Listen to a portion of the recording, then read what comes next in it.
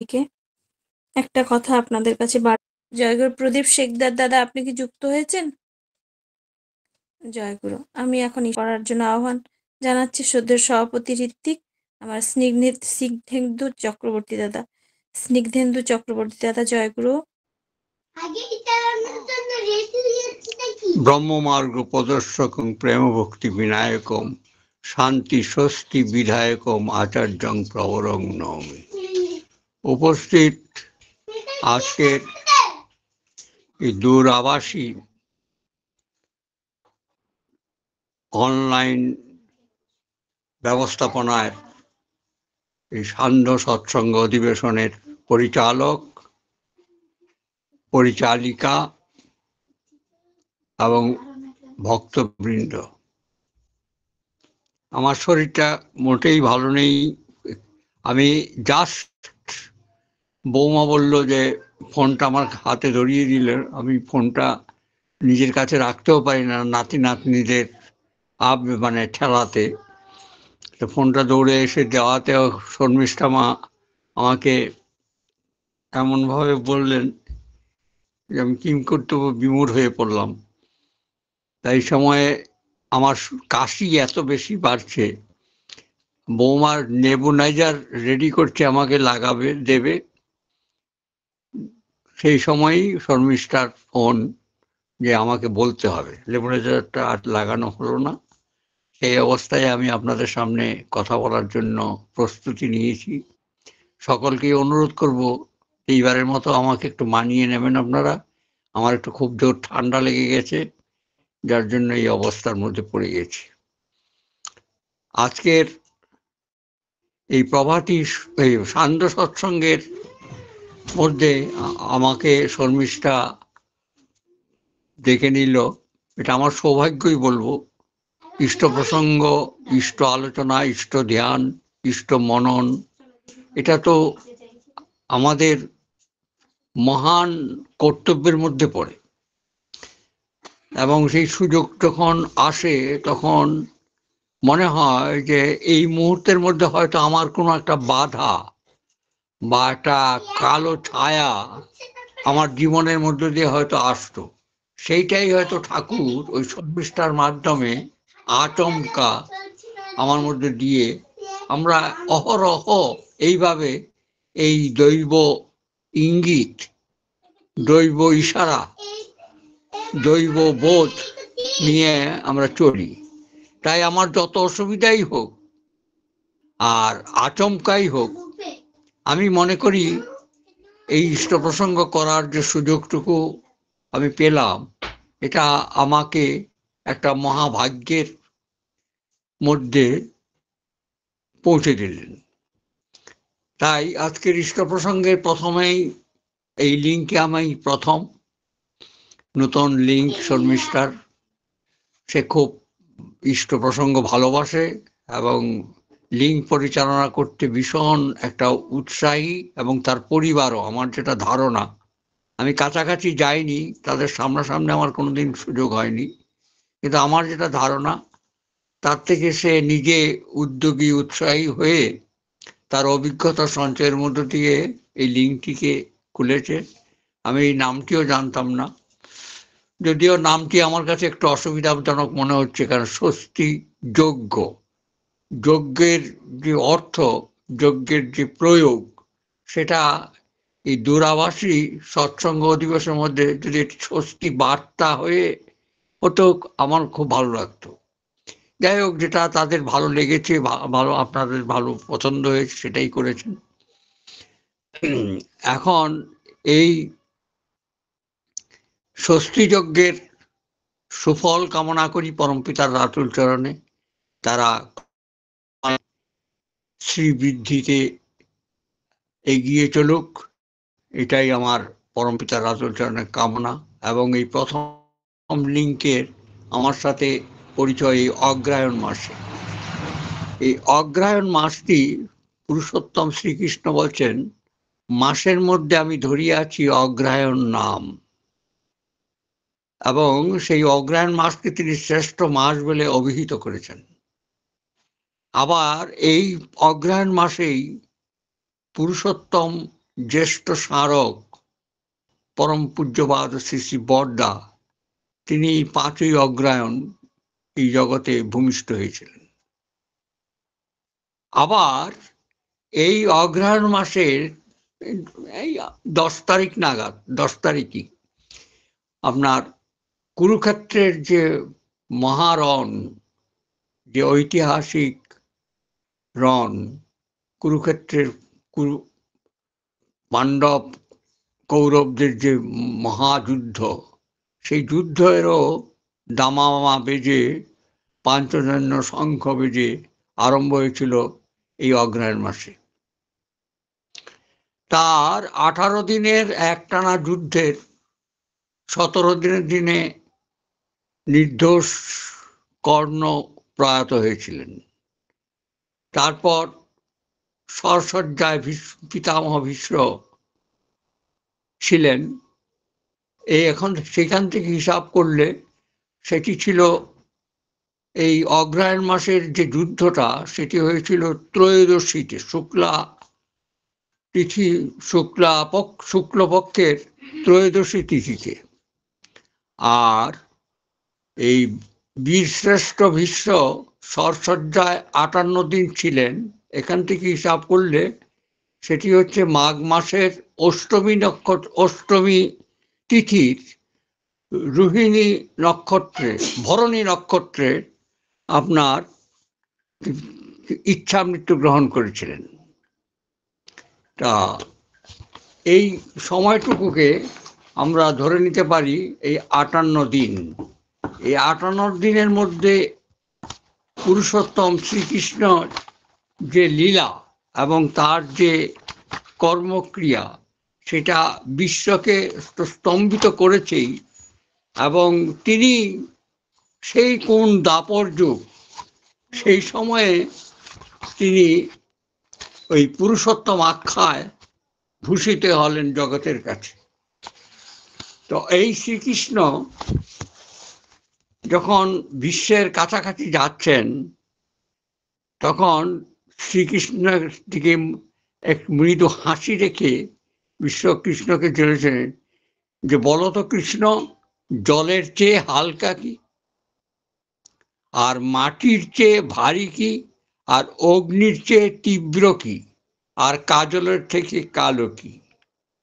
তা শ্রীকৃষ্ণ এসে উত্তর দিয়েছিলেন তাৎক্ষণিক, যে জলের থেকে জ্ঞান হচ্ছে সবচেয়ে হালকা, আর মাটির থেকে ভারী হচ্ছে পাপ, আর অগ্নির থেকে তীব্র হচ্ছে অহংকার, আর কাজলের থেকে কালো হচ্ছে কলঙ্ক।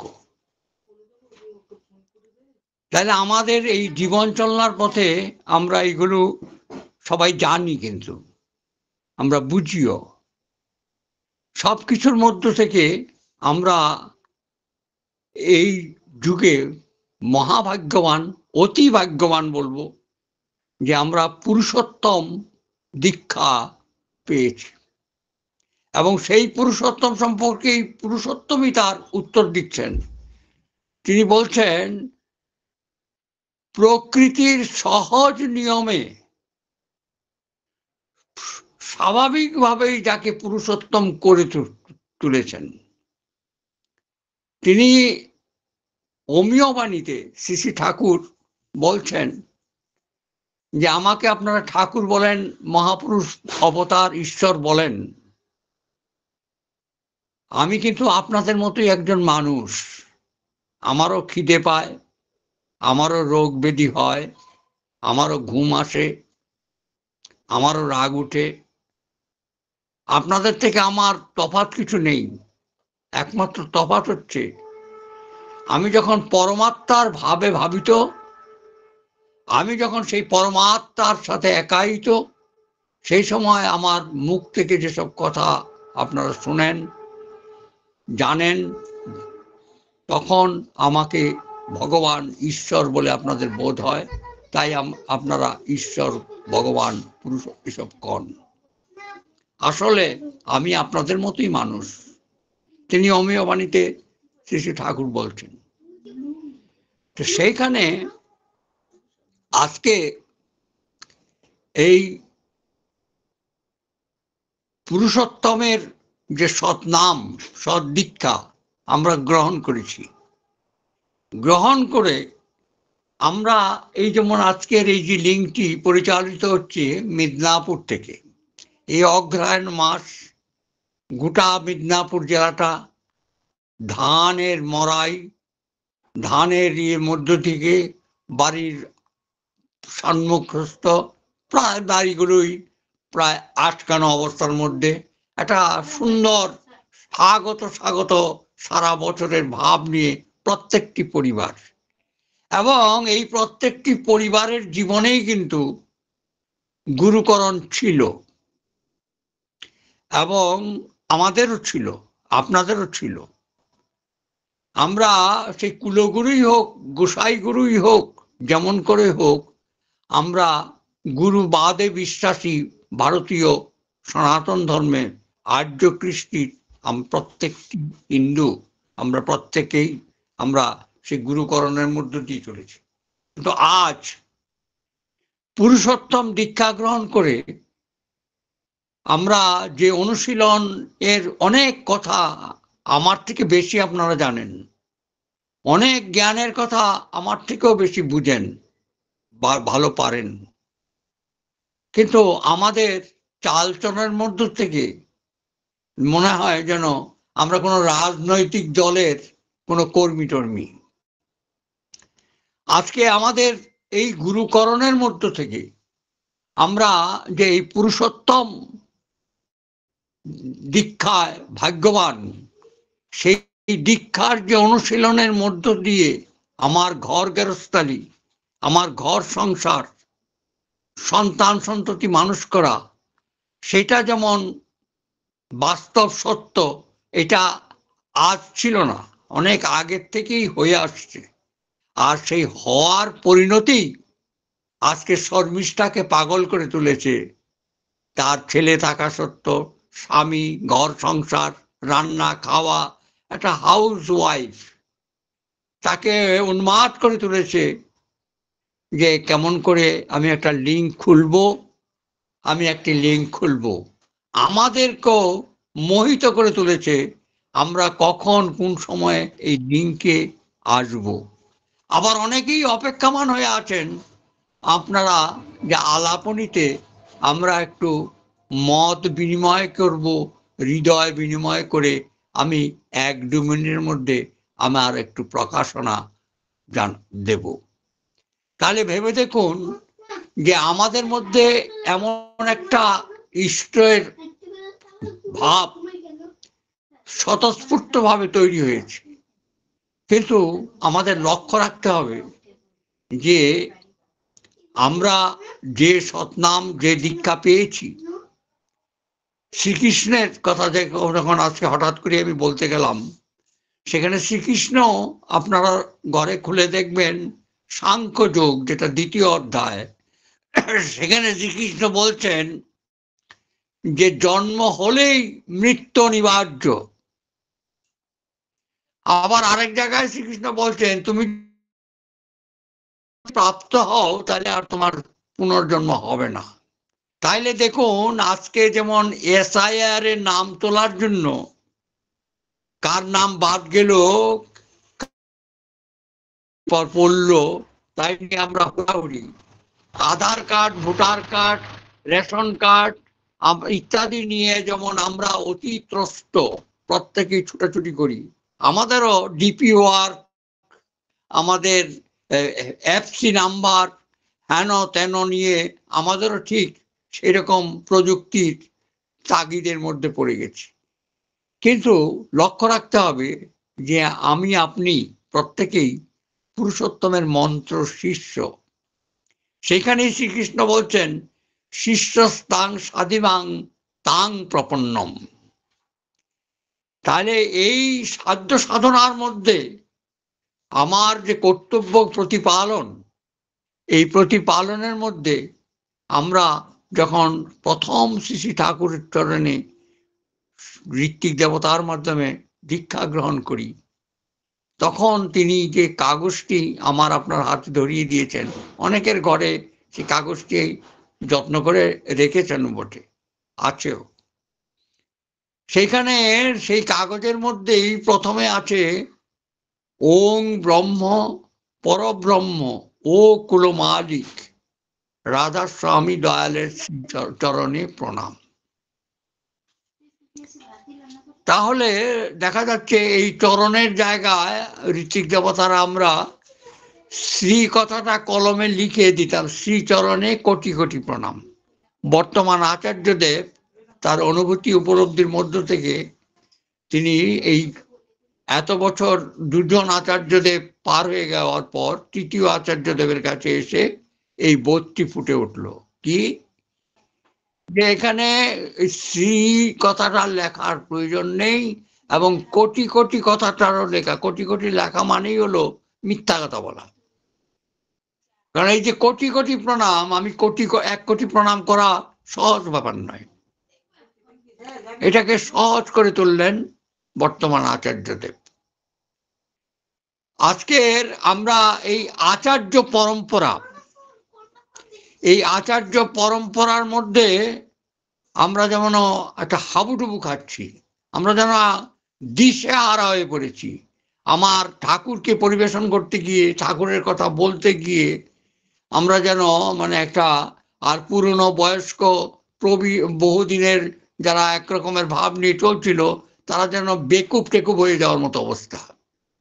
আমার ব্যক্তিগত জীবনে আমি ২৬ বছর শ্রী বড়দার আচার্য পরিচালনার মধ্যে আমার ব্যক্তিগত জীবন, শ্রী দাদার আচার্য পরিচালনার ২৭ বছরের মধ্যে আমার ব্যক্তিগত জীবন, এবং বর্তমান আচার্যদেবের ৫৫ সাল থেকে প্রায় ৪ বছর আমার এই জীবন চলার মধ্য থেকে আপনাদের সামনে আমি কথা বলছি।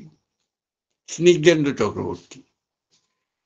আমার কথা হচ্ছে যে এই আচার্য পরম্পরার মধ্যে একটু লক্ষ্য করে দেখুন, শ্রী শ্রী ঠাকুর যখন জীবদ্দশা, তিনি একাধারে আচার্য, তিনি একাধারে পুরুষোত্তম। এই আচার্য পরম্পরাকে শ্রী শ্রী ঠাকুর তার ঢিটি বিদায়নার বাণীতে বললেন, ইষ্টবা আদর্শের পাদপীঠ মূলে অনুষ্ঠান ইষ্টবা আদর্শের পাদপীঠ মূলে কেন্দ্র কর্তৃক অনুষ্ঠিত কোন অনুষ্ঠানকে আলাদা করে তজ্জাতীয় কিছু করতে যেও না, একজনকে কিল কেন্দ্র করে রেখো। সেখানে শ্রী শ্রী ঠাকুর আবার সহজ ন্যাংলা ভাষায় বললেন, একজন কিলক অবশ্যই দরকার। এই কিলক প্রয়োজনীয়তার মধ্য দিয়ে আজকে আমরা আচার্যদেব বুঝাতে গিয়ে আমরা অনেক জায়গায় আধ্যাত্মিকতার মধ্যে যেন উচট খাচ্ছি। এর পিছনে মূল কারণ হচ্ছে আমার বোধ অনুভূতির অভাবের মধ্য থেকে আমার সেটা স্ফুরিত হচ্ছে। কিরকম? শ্রী শ্রী ঠাকুর নিজেই তার জীবন দীপ্তিতে গ্রন্থের তিনি এই গাইডলাইন দিলেন। তিনি কি গাইডলাইন দিলেন? তিনি বলছেন, পুরুষোত্তমের অবর্তমানে আচার্যই অনুসরণীয়, আচার্যের অবর্তমানে সাধ্যায়ী গুরু অনুসরণীয়, সাধ্যায়ী গুরুর গুরুত্ব অর্শে পুরুষোত্তমে। অর্থাৎ এই চক্রায়মানতাই আমাদের এই পুরুষোত্তমের ধারাবাহিকতাকে জন্ম জন্মান্তর আবহমান কাল এগিয়ে নিয়ে যাবে। তাইলে আজকে আপনার ঘরের যে ছেলে মেয়ে আছে সে অন্তত মিনিমাম বাবা মা সম্পর্কে জানবে, বাবা মার মিনিমাম পরিচিতিটুকু তাদের মধ্যে হবে। আমার আপনার জীবনেও আমরা যখন মন্ত্র শিষ্য হয়েছি, এই মন্ত্র শিষ্য হওয়ার মধ্যে আমাদেরও এই গাইডলাইনটা বুঝতে হবে। সেখানে কিরকম, ঠাকুর যখন জীবদ্দশায় তখন শ্রী শ্রী বড়দার কাছে ঠাকুর মানুষ পাঠাতেন। আবার ঠাকুরের কাছে যখন শ্রী বড়দা আসতেন, কখনো কাঠের পিঁড়িতে বাবু হয়ে তিনি বসে আছেন একদম চুপচাপ শিশুর মতো, আবার কোথাও তিনি দাঁড়িয়ে আছেন। অর্থাৎ ঠাকুরকেই বড় খোকা সহজভাবে সাহায্য সহযোগিতা করছেন। আবার আমরা দেখেছি বড়দার সময়ে, আমার তো ব্যক্তিগত জীবনে যতবার আমি বড়দা প্রণাম করতে যাচ্ছি ঠাকুর বাড়িতে, সে দুপুর হোক, সন্ধ্যা হোক, সকালবেলা হোক, দাদা ওই ফিলান্থ্রপি বড়দার বাড়িতে যেতে যে গেটটা যেখানে সিকিউরিটি থাকে, ওইটাকে পাশের যে ডান পাশের ঘরটি, ওটাকে বলা হতো তখন গোবিন্দের চায়ের দোকান। এই চায়ের দোকানে দাদা ঠিক হাজির। মানে আমি দাদাকে কোনোভাবেই ওভারটেক করে বড়দার কাছে যেতে পারতাম না।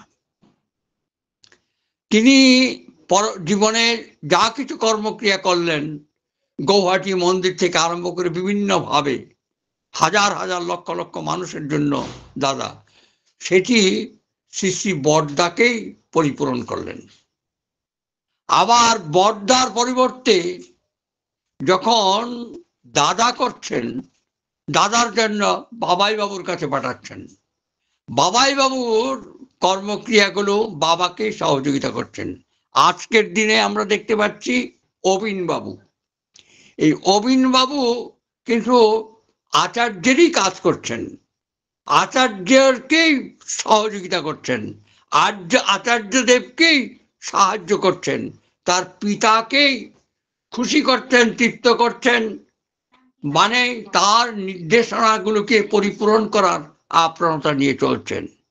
সেখানে আমি কঞ্চি হয়ে আমার ন্যূনতম বোধকে আমি কিভাবে পরিচালনা করব, কিভাবে ডেলিভার করব, সেইটা করতে গিয়ে আমার পারিপার্শ্বিক, আমার আনুষঙ্গিক সহযোগী মানুষের কাছে আমার পরিবেশনটা মনে হয় এদিক হয়ে যাচ্ছে। তাই এই পুরুষোত্তম দীক্ষার যে সার্থকতা, এই সার্থকতাকে ফলপ্রসূ করতে গেলে সবসে রসিয়ে সবসে বসিয়ে সবসে লিজিয়ে নাম, হাজি হাজি করতে রহ বইকে আপনি ঠাম। তাই ওই যে দীক্ষার সময় ঋত্বিক দেবতা প্রথম কথাগুলো বলেছিলেন, যজন যাজন ইষ্টভীতি সুস্থয়িনী সদাচার, আর যে কাগজটি হাতে ধরিয়ে দিয়েছিলেন, যদি ঘরে থাকে ঘরে গিয়ে আবার একটু খুলে দেখবেন, পিছনের পৃষ্ঠাটা একটু পড়বেন, জানবেন আমার আপনার একটু আগেই বললাম যে জন্ম যখন নিয়েছি মৃত্যু আমাদের অনিবার্য, কিন্তু ওই মরার সময় যখন ঊর্ধ্বশ্বাস বইবে তখন আমরা দৌড়ে বুকের মধ্যে গীতা আনি। তাই আমি আজকে গীতা দিয়েই কথা আরম্ভ করলাম। তাই এই গীতা বুকের মধ্যে রাখি, কানের কাছে হরি হরি হরে কৃষ্ণ বলতে থাকি। এটা আমাদের হিন্দুর সনাতন ধর্মীদের একটি মানে মৃত্যুর সময়ের শিষ্টাচার। তা এই আচরণের মধ্য থেকে আমার আপনার জীবনের যখন ঊর্ধ্বশ্বাস উঠবে, তখন এই পুরুষোত্তম দীক্ষার মধ্যে যে সার্থকতা, যে আত্মতৃপ্তি, সেটা নিয়ে কিন্তু আমরা যেতে পারবো। সেই জন্য যজন, ওই যে ঋত্বিক দেবতা যজন যাজন ইষ্টভীতি আর সুস্থয়িনী সদাচার যে যতখানি পালন করেন, যে যে জায়গায় আছেন, অনেকে হয়তো সুস্থয়িনী করেনি না, ঠিক আছে, সেই জায়গায় দাঁড়িয়ে আমার আপনার ঘর গেরস্থালি, কারো ব্যবসা, কারো চাকরি, কেউ আমেরিকায় আছি, কেউ জাপানে আছি, কেউ কোটিপতি, কেউ হয়তো টোটো চালাই, খুব সাধারণভাবে আছি, আমার আপনার সায়ের মতো করে আমার যে ঠিকানায় আমরা বহু জন্মের কর্মফলের মধ্য দিয়ে এই মানব জন্ম পেয়েছি, এই সারা পৃথিবীর 800 কোটি মানুষের মধ্যে আমরা কতিপয় মানুষ আজ পুরুষোত্তম দীক্ষায় গর্বিত। আমরা কি বলবো আর কেমন করে বুঝাবো, বুক ফাটিয়ে আমরা যেন আমাদের মাথা মস্তিষ্ক ফাটিয়ে আমরা চেষ্টা করছি। তার এই যে আত্মতৃপ্তি, এই তৃপ্তির মধ্যে যে মায়ায়, যে চিন্তায় আমরা দিনরাত ওই হিসাব করে সকালবেলা ইষ্টিবৃষ্টি করে আমার সারাদিনের এই অঙ্কটা ঠিক পাবো তো, মিলবে কিনা, এমন প্রত্যাশিত ভাব নিয়ে আমারও যেমন ইষ্ট কর্মের মধ্যে থাকি, ঠিক এমন করে দেখবেন যে এই ছেলে মেয়ে সন্তান সন্ততি, গরু ছাগল হাঁস মুরগি, জমি জায়গা চাকরি ব্যবসা টোটো চালানো, সব কিছুর মধ্য থেকে ওই মৃত্যুর সময় দেখবেন যে একটি সুঠাম সুন্দর আপনার আত্মতৃপ্তির মধ্যে আপনার প্রতিষ্ঠাকে রেখেছেন, যে প্রতিষ্ঠা আমাদের পূর্বপুরুষরা আমাদের দিয়েছেন।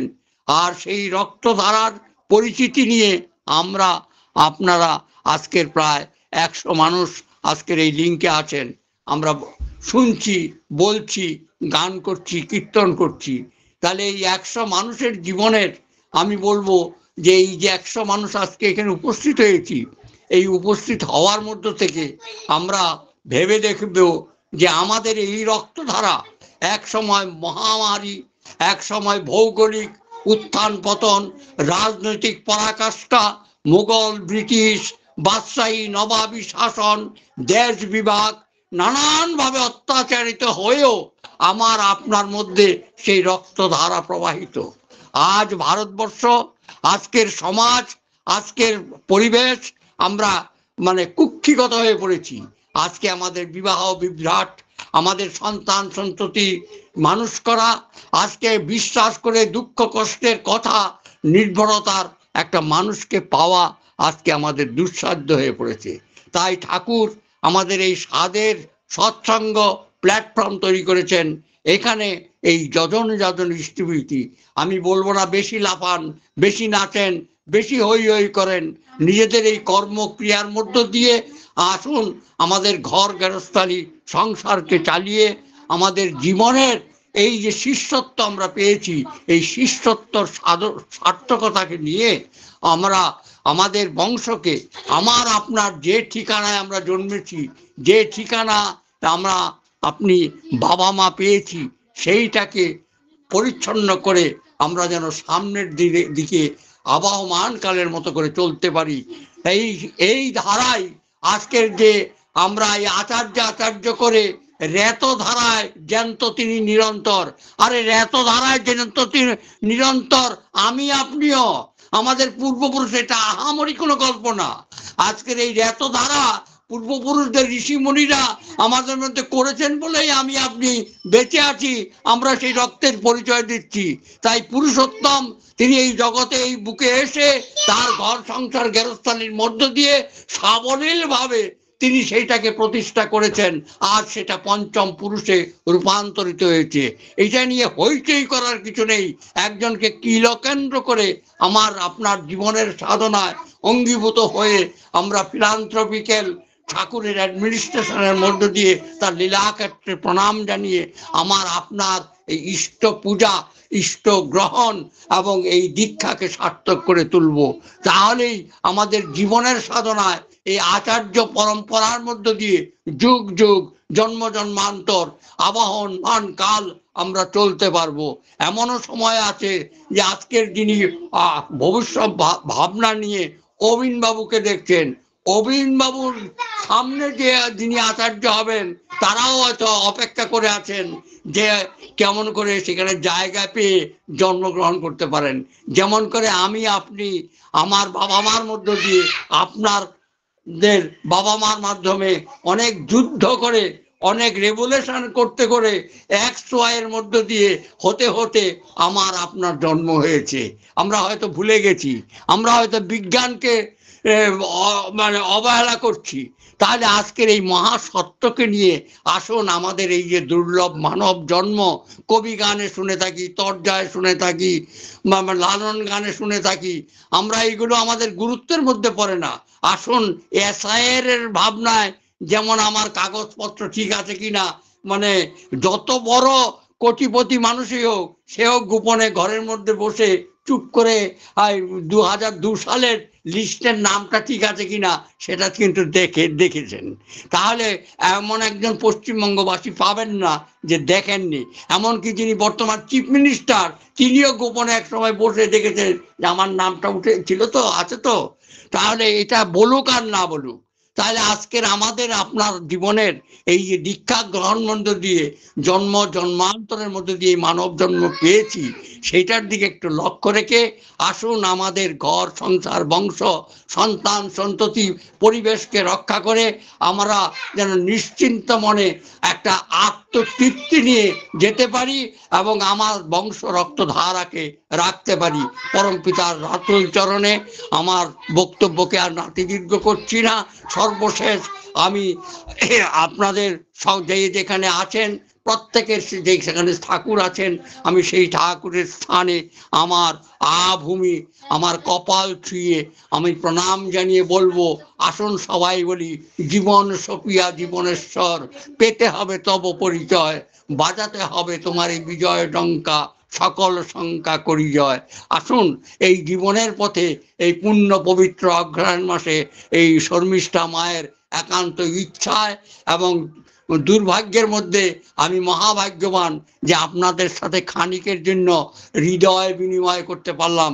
এই বিনিময়ের মধ্য দিয়ে আপনাদের অন্তঃসত্ত্বার দিকে তাকিয়ে পরম পিতার রাতুল চরণে প্রার্থনা করি যে আমাদের এই ঘর সংসার গেরস্থলের মধ্যে আজকের জবু তবু না হয়ে এই সেই কবির ভাষায় স্মরণ করি, তীরের সঞ্চয় পড়ে থাক তীরে, তাকাস নে ফিরে, সন্মুখের বাণী নিত্যরে টানি, পশ্চাতের কোলাহল হতে। আমাদের সমস্ত কোলাহলকে ভেদ করে আজকের যে পুরুষোত্তম দীক্ষা পেয়েছি, পুরুষোত্তমের সৎমন্ত্র পেয়েছি, এই মানব জন্ম পেয়েছি, এমন বাবা মা পেয়েছি, এমন ঘর সংসার পেয়েছি, যার যতখানি স্ট্যাটাস যার যতখানি আছেন সেইখান থেকে এগিয়ে চলুন, সামনের দিকে যাই। আজকের এই দুনিয়ার বুকে আমরা কিন্তু সার্থক, আমরা গৌরবান্বিত। তাই আমাদের জীবনের এই সার্থকতার জন্য শুধু চাই আমার আপনার জীবনের ব্যক্তিগত অনুশীলন, অনুরণন, অনুধাবন। তাহলেই দেখবেন ঠাকুর জাগ্রত হয়ে উঠবেন আপনার আমার মধ্যে, ঠাকুর জাগ্রত থাকবেন আপনার আমার ঘরে, ঠাকুর জাগ্রত থাকবেন আমাদের সিংহাসনে। পরম পিতার রাতুল চরণে সকলের সার্বিক কল্যাণ এবং মঙ্গল প্রার্থনা করি। আপনাদের মঙ্গল হোক, মঙ্গল হোক, মঙ্গল হোক। জয় গুরু। জয় গুরু দাদা। খুব সুন্দর করে দাদা আলোচনা করলেন, বুঝাই গেল না যে তিনি অসুস্থ আছেন বা তার এক্ষুনি নিবুলাইজারের প্রয়োজন। এটাই পরম পিতার ইচ্ছা। খুব সুন্দর করে আলোচনা করলেন, যে গীতার দিয়ে শুরু করেছিলেন। এটা খুব ভালো লাগলো যে জলের চেয়ে হালকা হচ্ছে জ্ঞান, আর মাটির চেয়ে ভারী হচ্ছে পাপ, আর অগ্নির চেয়ে তীব্র হচ্ছে অহংকার, আর কাজলের চেয়ে কালো হচ্ছে কলঙ্ক। এত সুন্দর কথা দিয়ে আলোচনা শুরু করেছিলেন। আমরা প্রত্যেকেই সমৃদ্ধ হই যখনই আপনি আসেন। আপনি আরো বললেন যে বর্তমান আচার্যদেবের কথা আমরা শুনলাম, তার কথা শুনলাম যে পুরুষোত্তমের অবর্তমানে আচার্যই সব, আচার্য নির্দেশ মেনে চলাই ধর্ম, পঞ্চনীতি মেনে চলতে হবে এবং দীক্ষার মধ্য দিয়ে মানব জন্মকে সার্থক করে তুলতে হবে যদি তার বিধিবিধানগুলো মেনে চলি। আর ভালো লাগলো যে আমরা কোটি কোটি কথাটা বলি, কিন্তু সেটা আমরাও জানি, আমিও শুনেছি, কিন্তু আজকে আপনার মুখ থেকে শুনে আরো ভালো লাগলো যে আমরা ভুল বলি। অনেকেই সেই অভ্যাস, পুরনো অভ্যাস ছাড়তে পারেন না, কিন্তু যদি আচার্যদেব এই কথা বলে থাকেন তাহলে আমাদের মেনে চলাই আমাদের ধর্ম। এত সুন্দর করে আলোচনা করলেন, আমরা সমৃদ্ধ হলাম দাদা। আবারও আশা রাখি আপনি ভালো হয়ে সুস্থ তাড়াতাড়ি হয়ে যান, আমরা সবাই মিলে প্রার্থনা করি সুস্থ হয়ে যান, আবারও আপনার কথা শুনবো এই আশায় থাকলাম। পরমপিতার রাঙা আতুল চরণে আপনার এবং আপনার পরিবার পারিপার্শ্বিকের সবার সুদীর্ঘ নিরোগ জীবন প্রার্থনা করি। ভালো থাকুন দাদা, সুস্থ থাকুন। জয় গুরু। জয় গুরু দাদা, জয় গুরু।